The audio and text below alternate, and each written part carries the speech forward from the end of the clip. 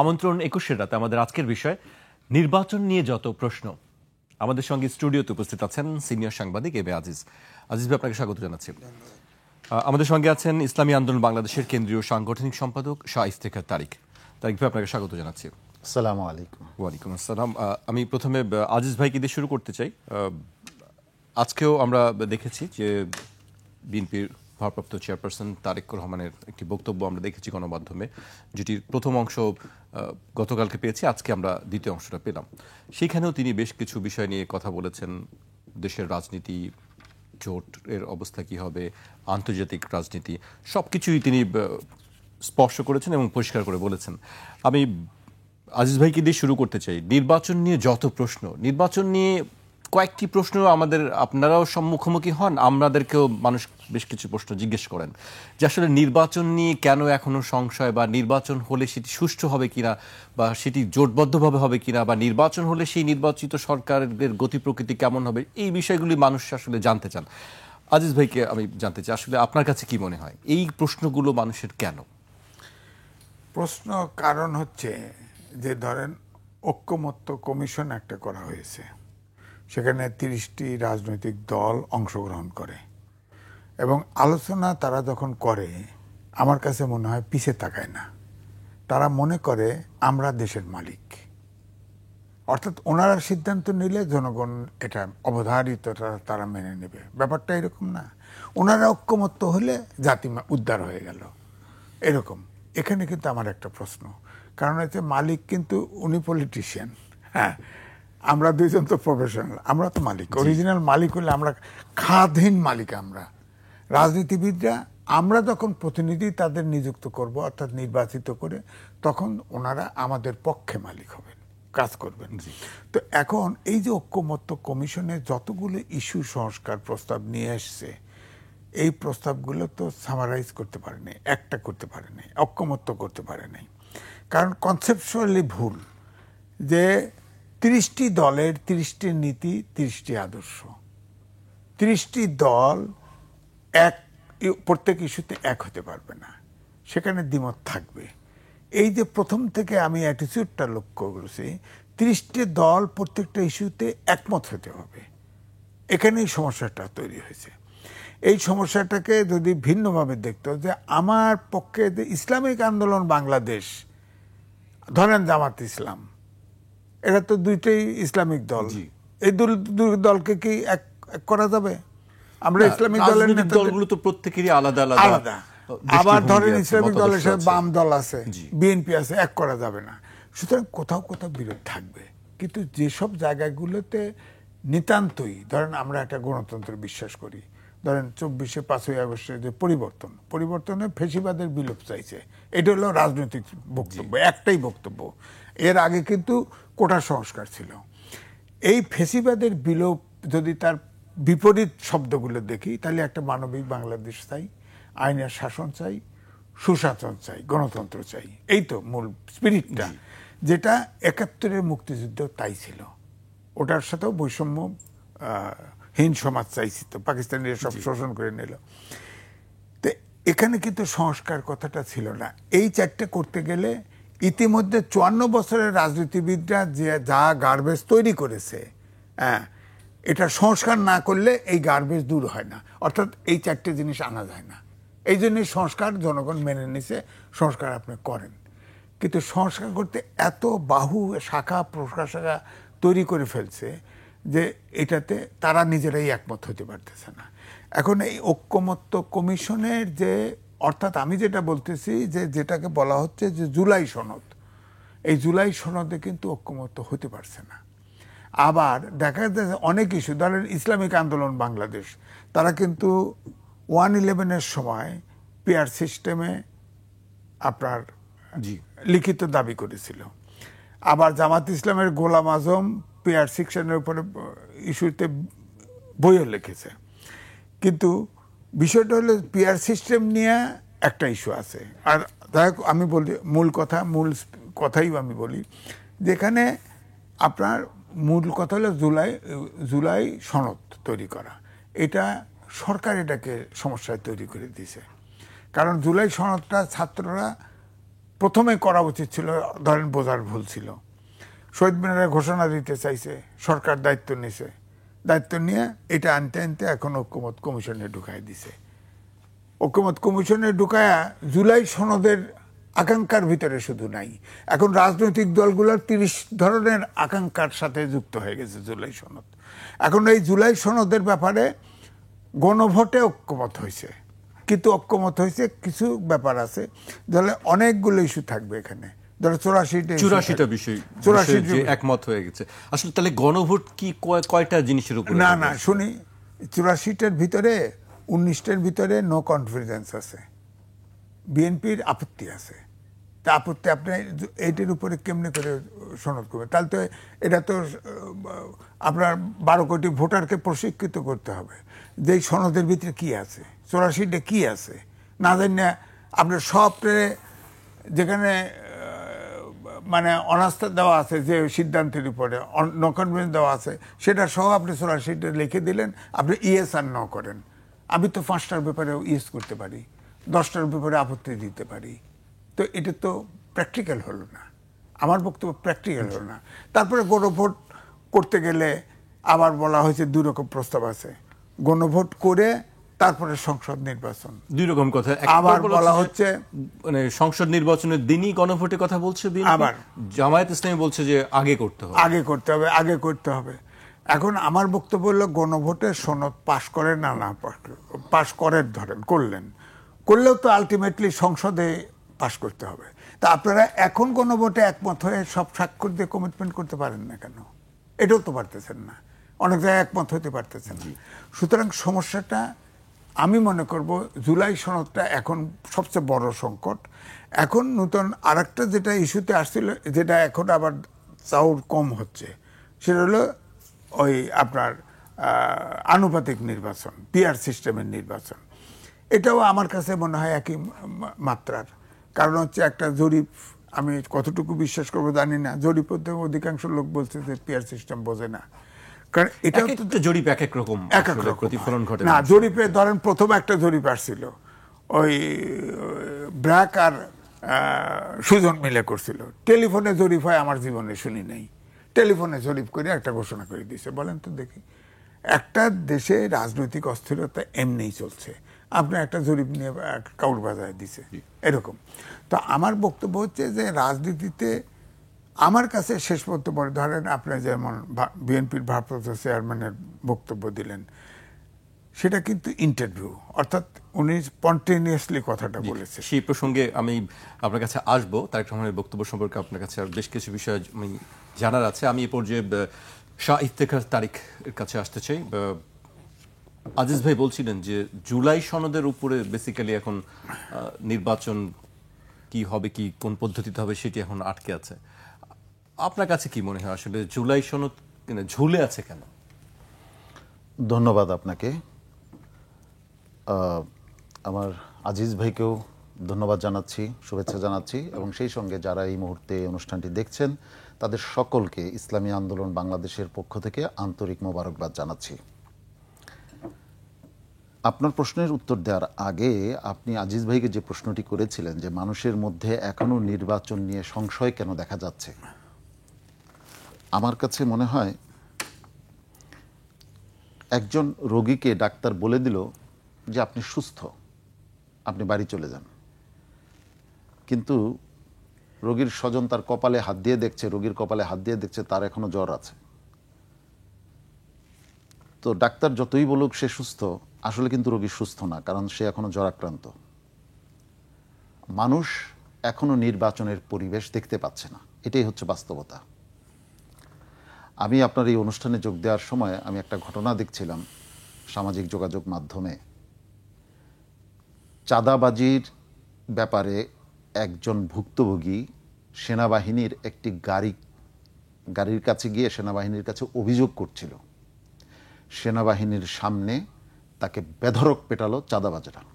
এটাই একেবারে নগদ ঘটনা। প্রতিদিন সারা দেশে জুলুম চলছে। এই অবস্থায় একটা সুষ্ঠু নির্বাচন পাগল আশা করতে পারে, সাধারণ মানুষ সুষ্ঠু নির্বাচন আশা করতে পারে না। কারা সুষ্ঠু নির্বাচন করবে? যাদের উপরে আস্থা বিশ্বাস আমাদের ছিল, তারাও কি তাদের নিরপেক্ষতা বজায় রাখতে পারছেন? আমি প্রশ্নটা রাখলাম, উত্তর জনগণ দিবে। তাদের মধ্যেও পক্ষপাত দেখতে পাচ্ছি, বিভিন্ন রকমের পক্ষপাত। আমি সেইগুলি উচ্চারণ করে পরিবেশটাকে আরও বেশি ঘোলাটে করতে চাই না। আশাবাদী হতে চাই যে জাতীয় ঐকমত্য কমিশনে কিছুটা অগ্রগতি হয়েছে, বাকিটাও অগ্রগতি হবে। আপনি যেটা বলছিলেন জুলাই সনদ নিয়ে আমার কেন সমাধান হচ্ছে না, আমার মনে হয় জুলাই সনদ নিয়ে সমাধান হয়ে যাবে খুব শিগগিরই, এটা আশা করছি। এবং আমরা যে দাবিগুলো আগে করেছিলাম তখন অনেকেই আমাদেরকে এগুলো পাগলের প্রলাপ বলেছেন। শেষ পর্যন্ত বিএনপি সেই দাবিগুলোর বাস্তবতা বুঝে নিয়ে, দাবিগুলির বাস্তবতা অনুধাবন করে তারা অনেকগুলো জিনিসকে অ্যাকসেপ্ট করে নিয়েছেন, গ্রহণ করে নিয়েছেন। এই জন্য বিএনপিকেও ধন্যবাদ দিতে হয়, আমি তাদেরকে ধন্যবাদ জানাচ্ছি। তবে এখনো অনেক বিষয়ে বিএনপি কিন্তু নোট অফ ডিসেন্ট দিয়ে রেখেছে। আমি আশা করব যে বিএনপি সেই জায়গাগুলোতে যদি তারা নোট অফ ডিসেন্ট উঠিয়ে নিয়ে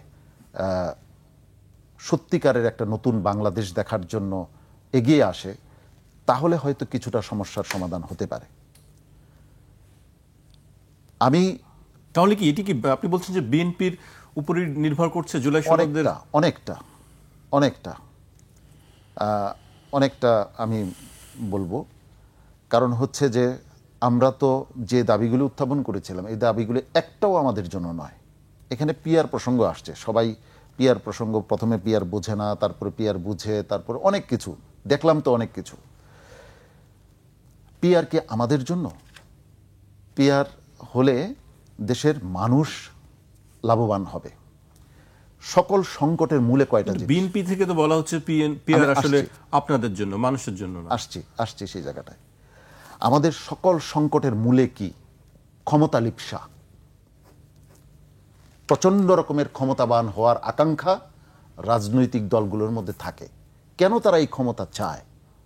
কেন ক্ষমতা চায় এটা এই টেবিলে বসে আলোচনা করলে অনেক কিছু আমরা বলতে পারবো, কিন্তু মাঠের জনগণকে জিজ্ঞাসা করে দেখেন, তারা সবাই এক কথায় উত্তর দিয়ে দিবে, ক্ষমতায় গেলেই টাকার মালিক হওয়া যায়। 54 বছরে কি আমরা তাই দেখি নাই? যে একেবারে রাস্তা থেকে উঠে ক্ষমতার চেয়ারে বসে হাজার হাজার কোটি টাকার মালিক হয়েছে, আমরা তাই দেখি নাই? বেগমপাড়ায় বাড়ি হয়েছে, তাই দেখি নাই? এই দেশে একচ্ছত্র ক্ষমতার মালিক হয়েছেন, দিনকে রাত করেছেন, রাতকে দিন করেছেন। তো ওই ক্ষমতার জন্য রাজনৈতিক দলের মধ্যে প্রবল আকাঙ্ক্ষা থাকে। এই প্রবল আকাঙ্ক্ষা ক্ষমতার লোভী সকল প্রকার সংকটের জন্মদাতা। এই প্রথম হচ্ছে ক্ষমতা লিপ্সা, একক ক্ষমতা লিপ্সা। ক্ষমতার ভারসাম্য যদি থাকে তাহলে ইচ্ছা করলে সব কিছু করা যায় না। দ্বিতীয় নম্বর হচ্ছে আমাদের এই দেশ যেন কোনোভাবেই ভালোভাবে চলতে না পারে, এইটা একটা দেশের খুব চাহিদা।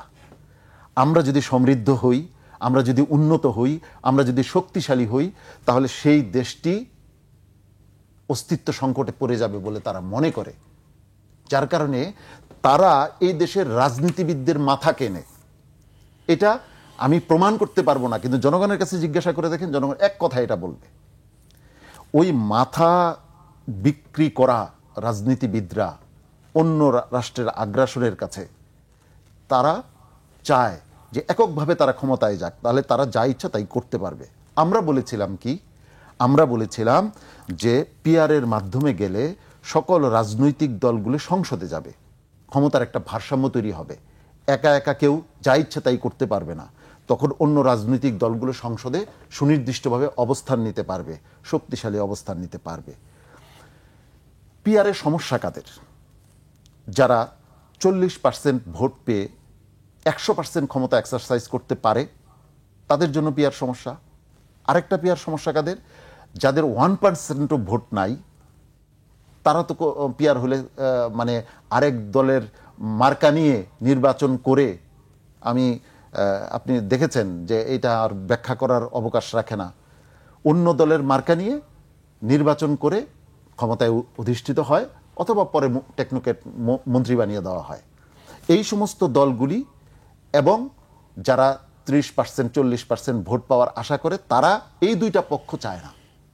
আর আমরা যারা ক্রমাগত মানুষের আস্থাভাজন হচ্ছে এবং প্রতিনিয়ত আমাদের প্রতি মানুষের সমর্থন বাড়ছে, তারা চাচ্ছিলাম যে ক্ষমতার একটা ভারসাম্য প্রতিষ্ঠিত হোক। তো অতএব আমি আশা করব যে যতটুকু দূরত্ব আছে এই দূরত্বটুকু দূর হওয়া দরকার, এবং এই ক্ষেত্রে বড় রাজনৈতিক দল হিসাবে বিএনপি গুরুত্বপূর্ণ ভূমিকা রাখবে।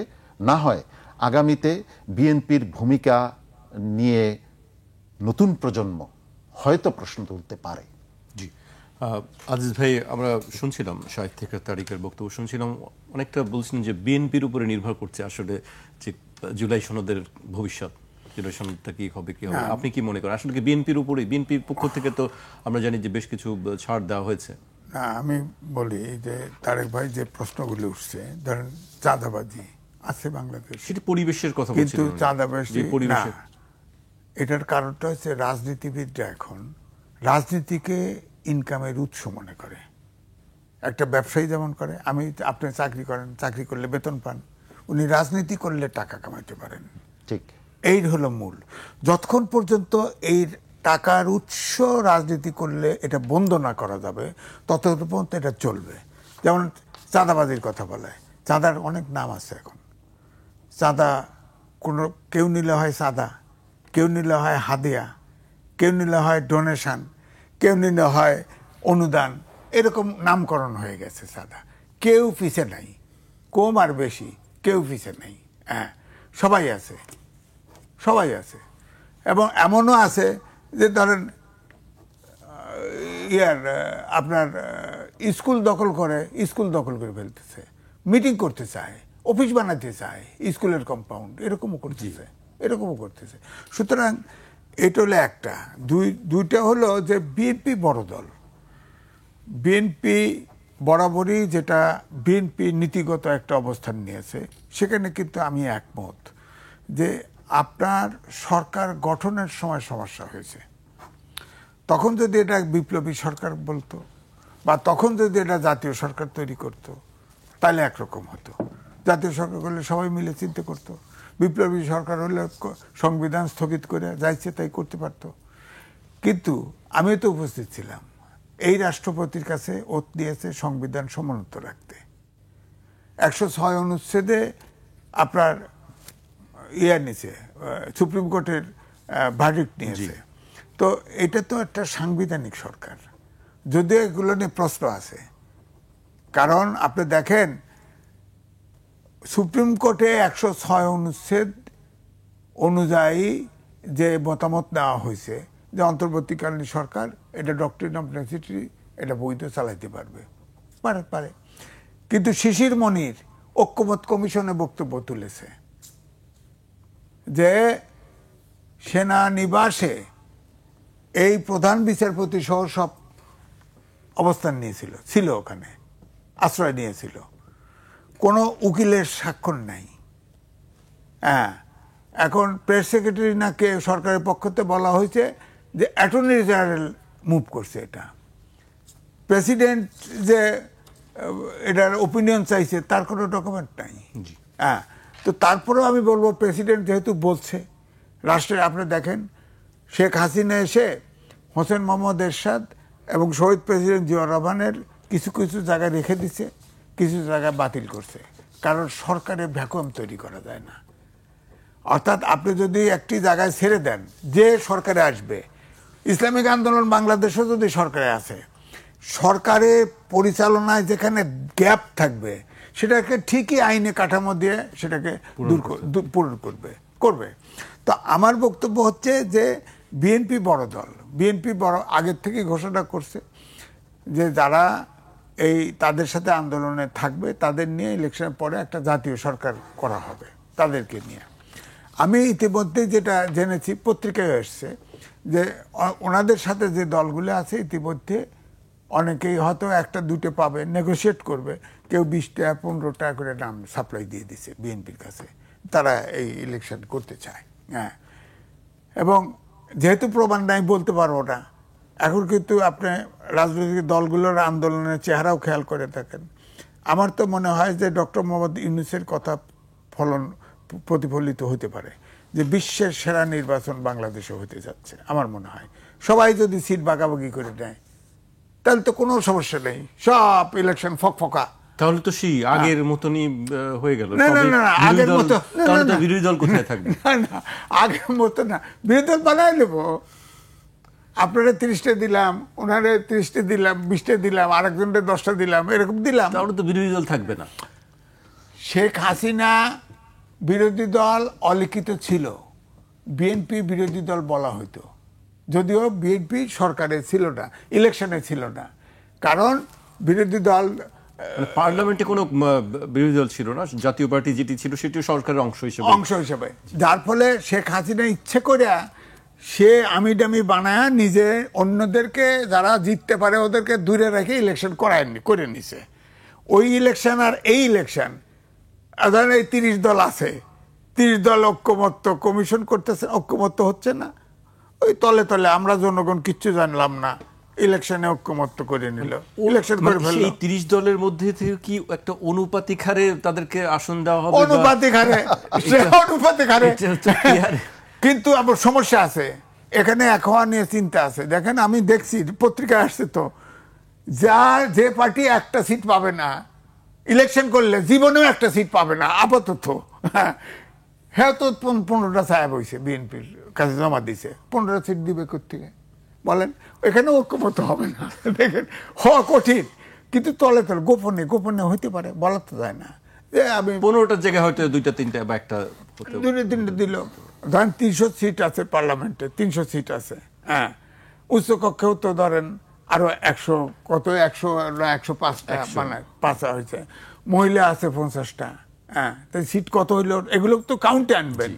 300, 100, 400, 400, 450 সিট, কিন্তু 450 ঠিক আছে ভাই, আপনি 3টে চাইতেছেন, আচ্ছা একটা মহিলা লন, আর একটা উচ্চ কক্ষ লন, আর একটা হ্যান্ডে লন, একটা নেগোসিয়েট করে ফেললো, তাহলে ইলেকশনের সময় দেখবেন কোনো ভায়োলেন্স নাই, কোনো কিছু নাই, কোনো সমস্যা নাই। কিন্তু ওই যে প্রশ্নবিদ্ধ নির্বাচন, যেটা আজকে জামায়াতের নেতা তিনি বলেছেন যে প্রশ্নবিদ্ধ, সংস্কার ছাড়া প্রশ্ন করার সুযোগ তো পাচ্ছেন না, আপনি তো জানবেনই না নেগোসিয়েট হচ্ছে, এটা তো তলে তলে হয়ে যাবে। আর ধরেন আমি ওনাকে 5টা সিট দিলাম, আমারও প্রার্থী থাকলো ওনার সিটে, কিন্তু আমি এমন প্রার্থী দিলাম যাতে ওনার লোক অবশ্যই পাশ করে, হুইপিং দিয়ে পাশ করায় দেওয়া হইলো, তো উনি তো স্বীকার করবেন না যে আমি ভাগ করে লিছি 5টা, হ্যাঁ, আর আমিও বলবো না ওনাকে ভাগ দিছি, তো তলে তলে জনগণ ফাঁকা, জনগণ ভোট দিতে, তার জনগণের ইচ্ছা মতো কোনো তার প্রতিনিধি নির্বাচন করতে পারলো না, এরকম হয়ে যেতে পারে। ডক্টর মোহাম্মদ ইউনূস, কিন্তু আপনি দেখেন বিএনপির মহাসচিব ফখরুল ইসলাম আলমগীর কিন্তু বলেছিল জামাত 300 সিট চেয়েছিল, 30টা সিট চেয়েছে, আমরা এটা নাকচ করে দিয়েছি, তাই না? বলছিল না এত দেওয়া যাবে না, জামাতের সাথে ঐক্যই হবে না। পরে অবশ্য এটার কাউন্টারও দিচ্ছে, রিজভী আহমদ কাউন্টার দিয়েছে, এটার কাউন্টার দিয়েছে, সেটা ভিন্ন। কিন্তু একটা কথা আবার ওই কি ইন্ডিয়ান পত্রিকায় যেটা দিছিল, তখন যে তার ইন্টারভিউ নিচ্ছিল তার ছবি সহ কিন্তু আবার আপনার মাস মিডিয়া ছাড়িয়ে দিয়েছিল যে তিনি ইন্টারভিউ দিচ্ছেন, হ্যাঁ, এটা চেপে দিয়েছিল। কিন্তু এখন উনি প্রেশারে পড়ে হোক ফখরুল আলমগীর ব্যাকফায়ার করছে। তো আমার কথা হচ্ছে আলোচনা তো হচ্ছে তলে তলে, আমি এটা বিশ্বাস করি, তলে তলে হচ্ছে, সবাই অংশ চায়। অংশটায় পিআর সিস্টেমে জুলাই সনদে এত তাফালিং না কইরা ওই ভাগ করে নিলেই তো জনগণের কোনো কথা বলার থাকে না, হয়েও যেতে পারে, বলা তো যায় না।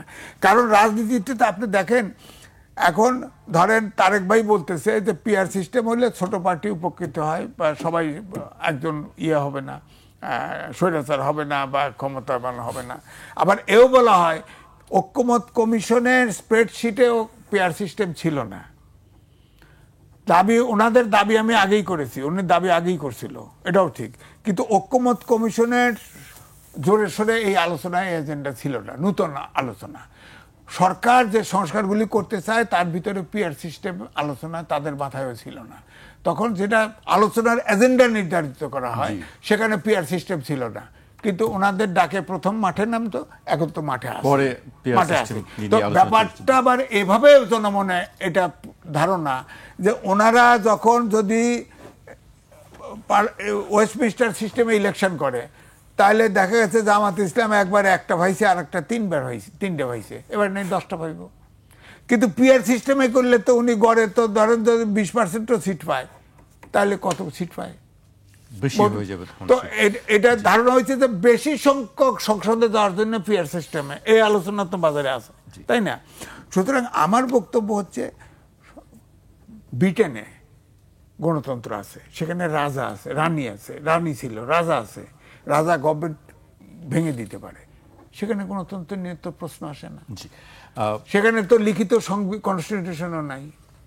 কিন্তু অর্থাৎ আপনার রাজনীতিবিদ যদি সৎ হয়, দেশপ্রেমিক হয়, দেশ এবং জনগণের জন্য কাজ করতে চায়, তাহলে সবসময় লিখিত পরিত লাগবে এমন কোনো কথা নেই, কারণ ব্রিটেনে তার উদাহরণ আছে। জি আজিজ ভাই, পর্যায়ে আমাকে একটি বিরতিতে যেতে হচ্ছে। দর্শক, একটি বিরতি নিচ্ছি, বিরতির পর আবারও ফিরবে 21 রাতে, আমাদের সঙ্গেই থাকুন।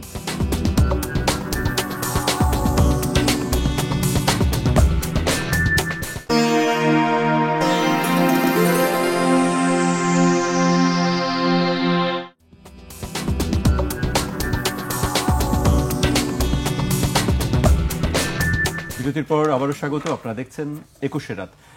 আমাদের সঙ্গে আছেন সিনিয়র সাংবাদিক এ বি আজিজ এবং ইসলামী আন্দোলন বাংলাদেশের কেন্দ্রীয় সাংগঠনিক সম্পাদক শায়েস্তেকা তারিক। এ পর্যায়ে আমি শায়েস্তেকা তারিককে দিয়ে শুরু করতে চাই। আজিজ ভাই বেশ কিছু কথা বলছিলেন, মানে রাজনৈতিক দলগুলোর মধ্যে তলে তলে একটি আলোচনার কথা বলছিলেন, নেগোসিয়েশন চলছে, কে কতটি আসন পাবে বা কার কাছ থেকে। আরে ভাই, নামও দিছে, পত্রিকা ছাপা হয়েছে, লিস্টে দিছে, লিস্ট দিয়েছে যে কে তলে তলে সোজা প্রকাশ্যেই দিয়েছে, এখন প্রকাশ্যেই আলোচনা। আসলে ইসলামী আন্দোলনের সঙ্গে কি আসলে এই ধরনের প্রকাশ্যে বা তলে তলে কোনো আলোচনা কি চলছে? আমি আপনার প্রশ্নের উত্তর দিচ্ছি, কিন্তু তার আগে কয়েকটি বিষয় আনি। আমাদের শ্রদ্ধাভাজন আজিজ ভাই যে প্রসঙ্গগুলি আনলেন, তার মধ্যে একটা হচ্ছে পিআরে ছোট পার্টিগুলি লাভবান হয়। আসলে পিআরে জনগণ লাভবান হয়, ভোটাররা লাভবান হয়। কিভাবে ভোটাররা লাভবান হয়? যে দেখুন, একটি আসনে 40% ভোট পেয়ে একজন এমপি নির্বাচিত হলো, আর 60% ভোটারের ভোট বাতিল হয়ে গেল। কিন্তু যখন পিআর হবে, এই 60% ভোটারের ভোট বাতিল হবে না, মানে সকল ভোটারের, সকল নাগরিকের প্রতিনিধি এতে থাকবে। তার মানে সকল নাগরিকের ক্ষমতা, সকল নাগরিক ক্ষমতাবান হবে, ক্ষমতায়িত হবে। অতএব এখানে লাভবান হয় জনগণ, এক। দ্বিতীয় নম্বরে আজিজ ভাই আরেকটা প্রসঙ্গ বলেছেন, ঐকমত্য কমিশনে পিআর ছিল না। বিষয়টা তা নয়, ঐকমত্য কমিশনে পিআর, এজেন্ডায় পিআর ছিল, কিন্তু পরিকল্পিতভাবে ঐকমত্য কমিশনের এজেন্ডায় শুধু উচ্চকক্ষে পিআরের বিষয় আনা হয়েছে।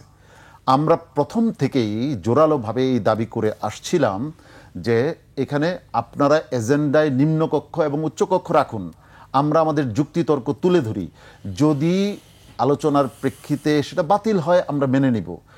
কিন্তু শেষ দিন পর্যন্ত, এখনো পর্যন্ত প্রথম থেকে দাবি জানিয়ে আসা সত্ত্বেও অদৃশ্য কারণে এবং সন্দেহজনক কারণে এটাকে এজেন্ডাভুক্ত করা হয়নি, যার কারণে আমরা রাজপথে নামতে বাধ্য হয়েছি জনগণের স্বার্থে।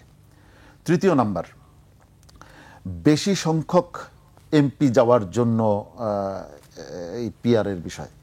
আসলে এই উত্তরটা তো আমি আগেই দিয়েছি যে বেশি সংখ্যক এমপি, আমরা যদি এমপি চাইতাম, আমরা সেই 2001 থেকেই আমরা সংসদে 10টা, 20টা, 30টা এমপি পেতে পারতাম।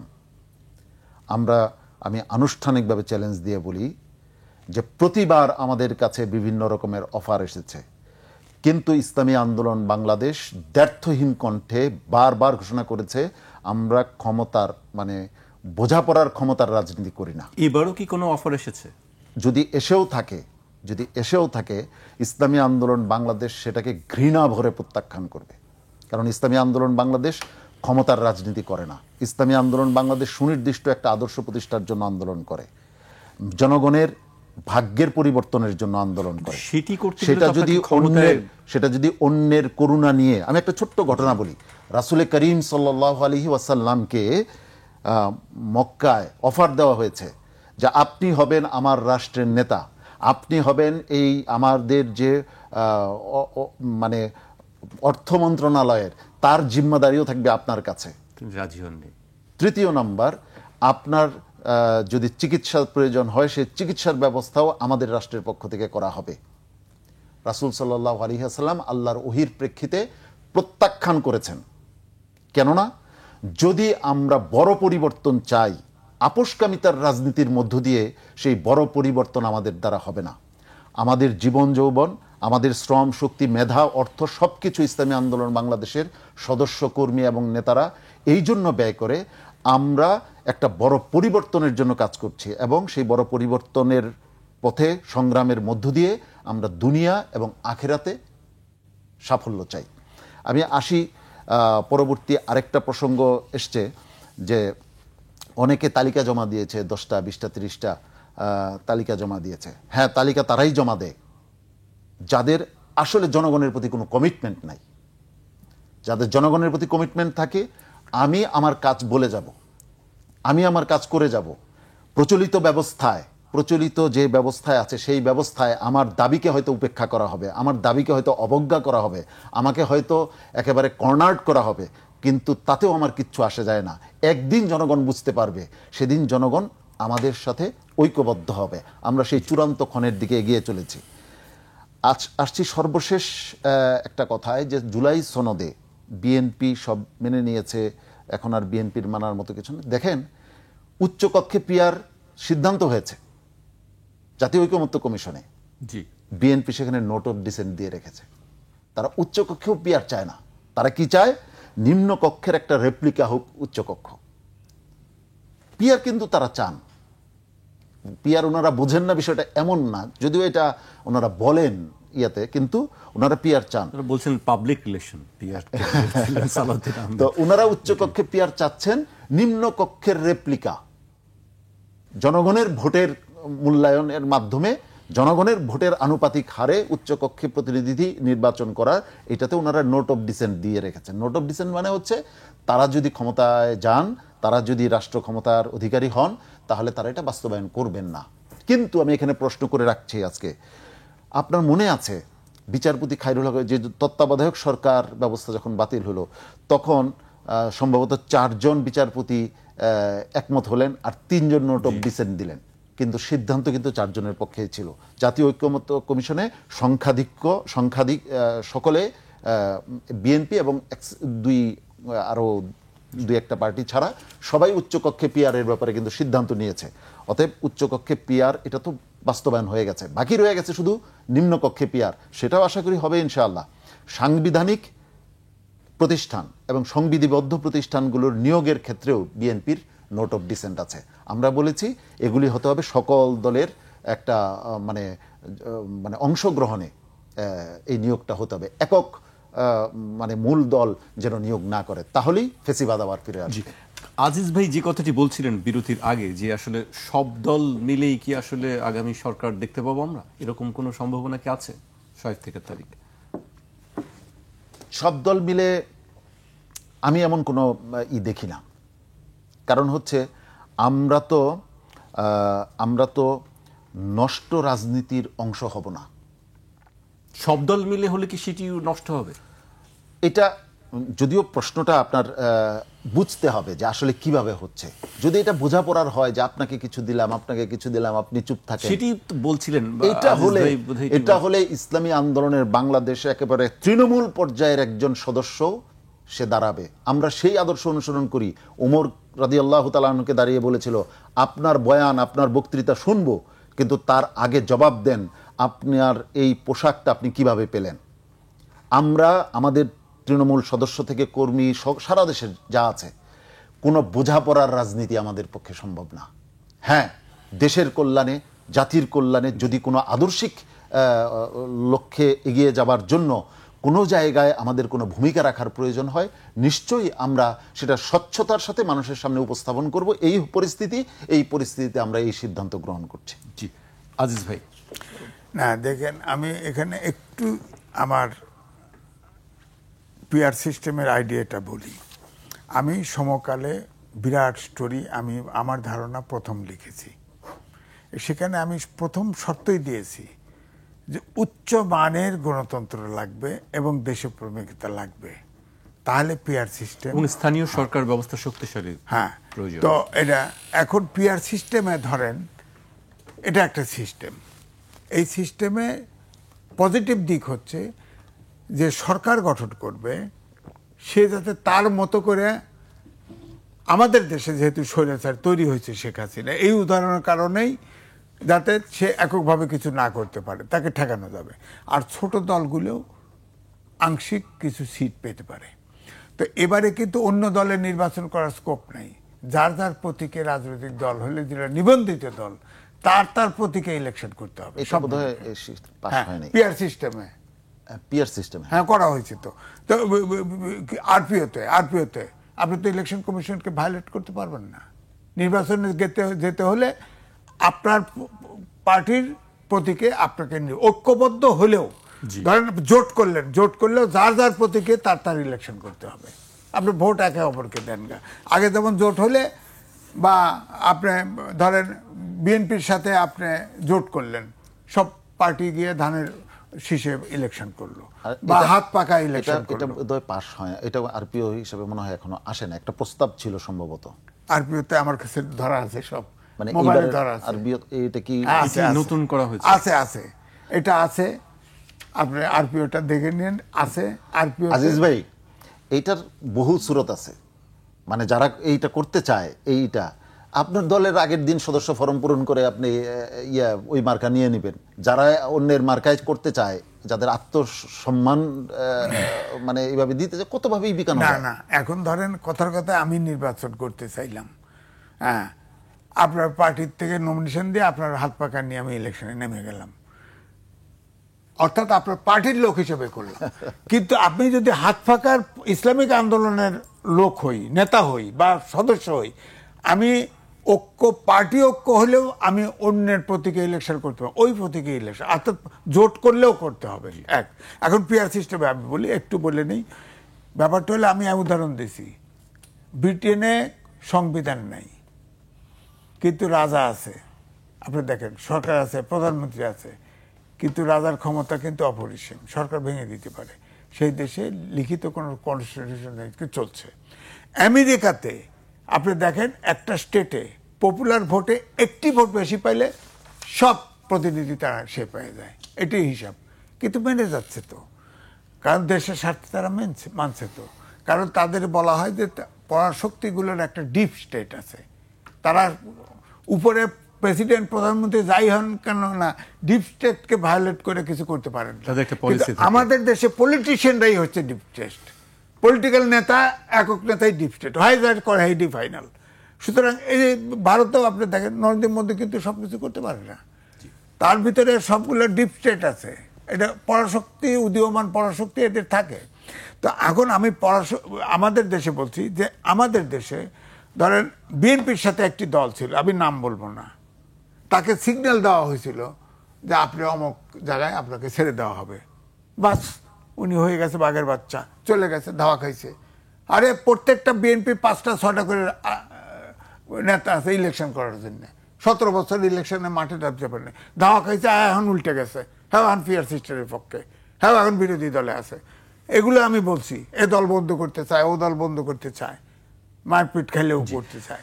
তো এই জন্য আমি বলছি যে রাজনৈতিক দলগুলোর ভিতরে আপনি দেখেন পিআর সিস্টেমে প্রথমে হয়েছে, ধর এই যে নেপালে, ধরেন পার্শ্ববর্তী দেশ নেপালে হয়েছে, শ্রীলঙ্কা আছে, এগুলোতে দেশ তো কোনো ইয়ে করতে পারে না। আজিজ ভাই, আমরা একটি অন্য প্রসঙ্গে আসি। আপনি কথা বলতে চাচ্ছিলেন তারেক রহমানের সাম্প্রতিক সাক্ষাৎকারের বিষয়ে। আপনার কাছে আসলে এই সাক্ষাৎকারটিকে আপনি কিভাবে দেখবেন একজন সাংবাদিক হিসেবে? এই সময়ে তারেক রহমানের এই সাক্ষাৎকারটির গুরুত্ব কতখানি? না দেখেন, সাক্ষাৎকার এবং একটা বক্তৃতা দেওয়া আলাদা। সাক্ষাৎকার একজন সাংবাদিক প্রশ্ন করে, সাথে সাথে উত্তর দিতে হয়, এটা তার স্পন্টেনিয়াস বক্তব্য। আর একটা লিখিত বক্তৃতা টেলিভিশনে এসে উনি লিখে এনে বক্তৃতা পয়েন্ট লিখে এনে দিতে পারে, অর্থাৎ পরিকল্পিত। আবার অনেক সময় আগে প্রশ্ন, অনেকে বলেন যে আগে প্রশ্ন দিতে হবে, সেই অনুযায়ী আমাকে প্রশ্ন করতে হবে। সেটা হতে পারে, আমরা জানি না। তারেক রহমান এই বক্তৃতাটাতে মনে হচ্ছে যে সে তাৎক্ষণিক রিপোর্টার বসা ছিল, রিপোর্টারও বসা ছিল। তো আমি বক্তৃতাটা আমি পুরোপুরি পড়ছি, কয়েকটা পত্রিকা এবং বিবিসির বক্তব্য আমি দেখেছি, তার বক্তব্য দেখেছি। বক্তৃতাটা ভালোই হয়েছে, আমার কাছে মনে হয়েছে এটা ঠিকই আছে বর্তমান প্রেক্ষিতে যেটা হয়। তিনি সেইভাবেই বক্তৃতা দিয়েছে। কিন্তু একটা জিনিস হচ্ছে কি, বিএনপি বড় পার্টি, উনি বড় নেতা, সেখানে ওই যে বলছে যে আমরা সবাইকে নিয়ে, এই ক্ষেত্রে আমার ব্যক্তিগত আপত্তি আছে। তাহলে আপনার রাষ্ট্র গঠনে সবাইকে নিয়ে আমরা একসঙ্গে কেন করব, কাজ করব, কেন তিনি বলেছেন। জনগণ যার উপরে আস্থা রাখবে সে সরকার পরিচালনা করবে। আমার ফ্যামিলিতে ৭২ জন সদস্য, ৪৫ জন ভোটার। আপনি বলেন ৩০টা দল যে বসে, অর্ধেক দলের চেয়ে আমার ফ্যামিলিতে সদস্য ভোটার বেশি। আমি তো প্রত্যেকদিন প্রেস ক্লাবে সপ্তাহে একটা করে, সব ঢাকা শহরে থাকে, প্রেস ক্লাবের সামনে দক্ষিণ দরজা এসে দাঁড়াও, আমি বক্তৃতা দেবো, একক বক্তা, আমার ১ পয়সা খরচ নেই, মিটিং করে চলে যাবে। অর্ধেক দলের চেয়ে আমার সংখ্যা বেশি। আমাকে সরকার গঠন করবে? কেন করবে? কেন করবে? আপনি দেখেন, সেই আমি জন্মগতভাবে জন্মের পরেও দেখতেছি, যেদিন থেকে সচেতন ইউনিভার্সিটির সময়, একটা দলের পরিস্থিতি যতটুকু এখনো ততটুকুই আছে, এটা কমেও না বাড়েও না। একটা দল আছে, একটা ঐক্যজোট আছে, আমি সংখ্যাও বলবো না, টিটুট পেয়ে দেবেন, পেশনার সামনে বক্তব্য দিতেছে। দল যতগুলো দলের ঐক্য, ওখানে সামনে দাঁড়া আছে ঐক্যে, মঞ্চে দাঁড়া আছে তার চেয়ে বেশি, আর সামনে দাঁড়া আছে কম। তাকে সিট দিতে হবে। সরকারের জনগণের আস্থা থাকলে তো সে তার পার্টি বড় হইতো। এই জায়গাটা আমার আপত্তি। সবাইকে নিয়ে সরকার চালানো যাবে না। জনগণ যার উপরে আস্থা রাখে তাকে নিয়ে সরকার চালাতে হবে। এটা হলো আমার বক্তব্য। তিনি হয়তো এমনি বলছে যে সবার সাথে পরামর্শ তো করতেই পারে। ধরেন নির্বাচনে বিএনপি জিতে গেল কথার কথায়, বা ইসলামিক আন্দোলন বাংলাদেশ, ইসলামিক আন্দোলনের কাজ হবে, যেহেতু আমাদের দেশে এখনো পূর্ণাঙ্গ কাঙ্ক্ষিত গণতন্ত্র শেপ নেয় নাই, জাতীয় ইস্যুগুলোতে একসাথে কথা বলবে। যেমন আমাদের শেখ হাসিনা ৫ই আগস্টে পালায় গেল, আপনি ভারতে দেখেন সরকার তাকে আশ্রয় দিয়েছে, অর্থাৎ পার্লামেন্টারি পার্টির সিদ্ধান্ত নিয়ে তাকে আশ্রয় দিয়েছে। এটা কিন্তু রাষ্ট্রীয় সরকারের সিদ্ধান্ত, জনগণের সিদ্ধান্ত।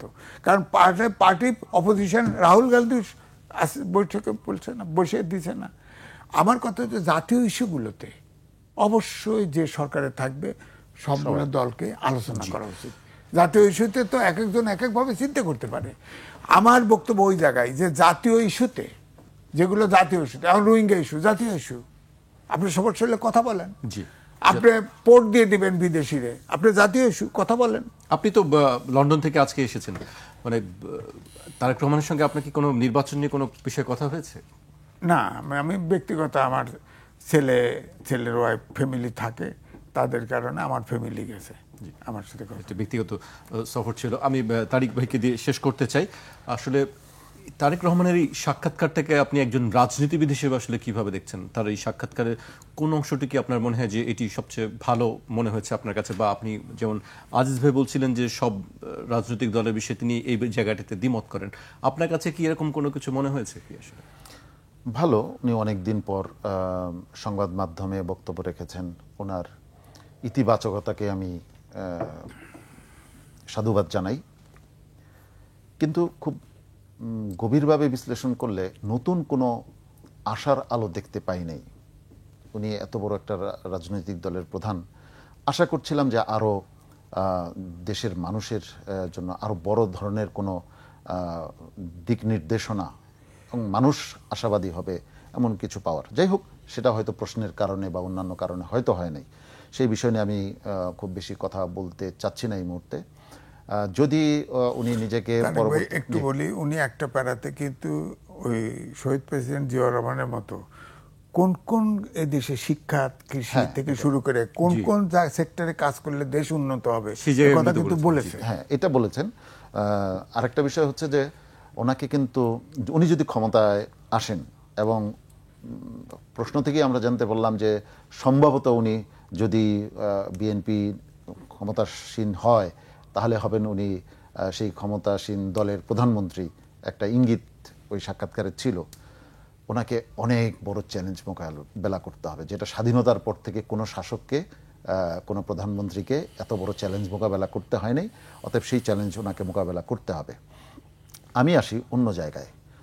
দেখুন, আপনি আমাদের এই দেশটি প্রবল সম্ভাবনাময় একটি দেশ। এইখানের মাটি উর্বর, এইখানের পানি উর্বর। কোনো জায়গায় কিছুদিন পানি জমে থাকলে, মানে শুকনো জায়গায় পানি জমেছে, মাছ হয়ে যায়। এখানের মাটিতে একটা বীজ কোনোভাবে পড়লে, যে কাকের মল থেকেও যদি বীজ পড়ে, মানে গাছ হয়ে যায়। ছাদে দেওয়ালের বিভিন্ন জায়গায় দেখে যে গাছ হয়ে যায়। এত প্রবল সম্ভাবনাময় একটি দেশ। আমাদের এই দেশ ভিক্ষুকের দেশ হওয়ার কথা ছিল না। এদেশের মানুষ ইনোভেটিভ, এদেশের মানুষ পরিশ্রমী, কিন্তু তারপরও আমরা কেন আজ মিসকিনের জাতিতে পরিণত হয়েছি? এর জন্য একমাত্র দায়ী যারা এই দেশকে নেতৃত্ব দিয়েছে, রাজনীতি করেছে। এটা জনগণ যতদিন পর্যন্ত ভালোভাবে না বুঝবে, ততদিন পর্যন্ত জনতার ভাগ্যের পরিবর্তন ঘটবে না। আপনি কি শুনতে পান না মধ্যবিত্তের হাহাকার? মধ্যবিত্তের ভেতরে যে হাহাকার আছে, এটা যদি কান পেতে আপনি শুনেন, আশ্চর্য হয়ে যাবেন। আমরা নিজেরাই তো মধ্যবিত্ত। দরিদ্রের, তাহলে আপনিও নিশ্চয়ই সেই কান্নার সাক্ষী। দরিদ্রের অব্যক্ত কান্না প্রতিনিয়ত গুমরে গুমরে তারা তাদের অন্তর কাঁদছে। ক্ষুদিতের আহাজারি, মজলুমের আর্তনাদ আমাদের এই আকাশ বাতাসকে ভারী করে ফেলেছে। এটা কারা করেছে? এটা করেছে বস্তুবাদী এবং ভোগবাদী রাজনীতির ব্যর্থতা। বস্তুবাদী এবং ভোগবাদী রাজনীতির এই ব্যর্থ চক্করে যতদিন আমরা থাকব, দল পরিবর্তন হবে, নেতা পরিবর্তন হবে, মানুষের ভাগ্য পরিবর্তন হবে না। মানুষের ভাগ্যের পরিবর্তনের জন্য আমাদেরকে ফিরে যেতে হবে ইসলামের কাছে। জি, আজকে আমাকে এখানে শেষ করতে হচ্ছে। আপনাদের দুজনকে অনেক ধন্যবাদ আমাদেরকে সময় দেওয়ার জন্য। দর্শক, আজ এখানে শেষ করছি। কাল আবার দেখা হবে ঠিক রাত 12টায়।